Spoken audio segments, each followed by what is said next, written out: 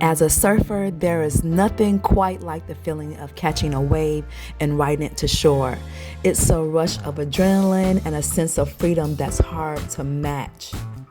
Getting to be out in nature and see dolphins, I sometimes can't even explain how beautiful the feeling is, and just the enlightenment and spiritual connection you feel.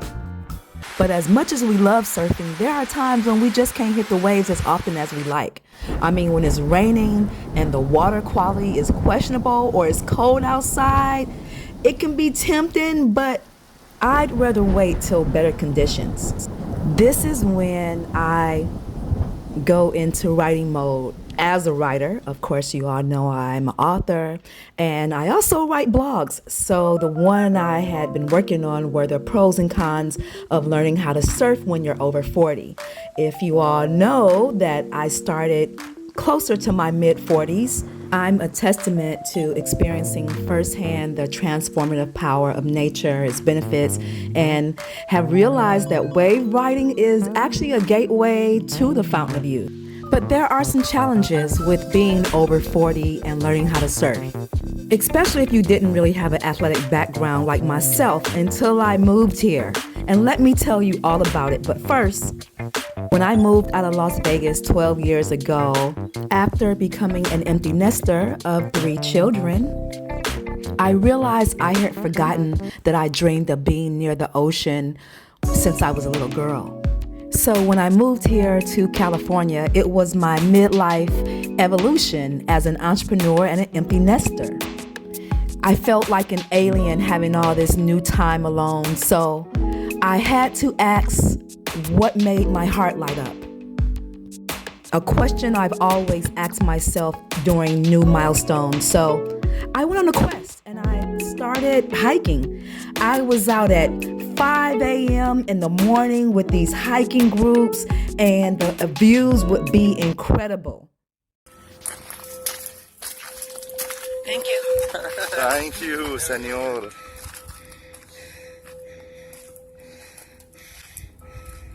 But when I tell you I had difficulty breathing, my sinuses would be acting up, the altitude, and I always felt overstrained. We made it.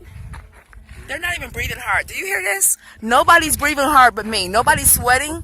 Who are these people? They are aliens. I'm not sure they're real. They're freaking aliens. Are you an alien? Martian. Why aren't you sweating? Where's the sweat? It's a Martian. Where's the sweat? Men are from Mars. Where's the sweat at? I do sweat. Mars. Why aren't you guys breathing hard? What's going on here? What is this? What is this? What's going on? How many miles is this? The whole thing? It's like 5,000 miles. 5,000? 5,000 miles. 5 miles? From sunset to sunset. Wow. In translation, do a lot of stretching, drink a lot of water, wear comfortable clothes, and know you're going to be breathing really hard. Even though the group hikes were fun and the views were incredible, I quit. And so now I just go with my grandchildren because we get to walk along the path, look at the flowers, and it's a lot less intimidating. So then I discovered yoga and the different practices and started doing Kundalini and Vinyasa yoga and hot flow. But that wasn't enough. I needed more. So I started biking with a group, and Lord, they was too fast. So I started going at my own pace again. And there I was trying to find something else, but I was doing my due diligence to find the right thing for me. That's when I met someone who taught me about the ocean. It was the best preparation I could have done to build my stamina and learn how to read the waves. It improves your physical fitness with balance and endurance, and it has mental health benefits as well as reducing stress and social opportunities. But the disadvantages are the cost, safety concerns, learning curve, finding people your own age to relate to, and the agility and maybe not popping up as fast and paddling slower than everyone else. And when you're over 40 learning how to surf, your conditioning is going to look a little different than everyone else's. I mean, you're going to need more downtime and as well as low impact exercises like I'm doing right now.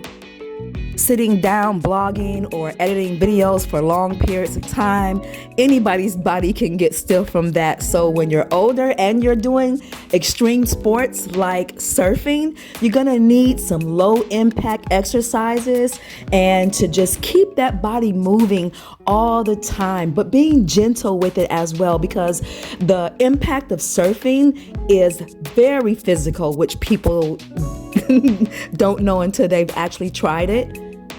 So doing leg circles are a great low impact exercise because they improve your pelvic stability as well as your core, your hips, your glutes, and then of course, getting in some core exercises. And I love to do the sit down ones. These are my lazy exercises, they call them, but actually they're pretty effective as Pilates. And because I tend to gain weight in the wintertime because I love to cook, I need to do something every couple of hours when I'm working. Aside from the pros and cons of learning how to surf when you're older, though, it's more than just about riding waves. It's about the lifestyle, being in harmony with the ocean and its environment, because the mantra goes, the best surfer is the one having the most fun. So remember, it's not a hobby, it's surf life.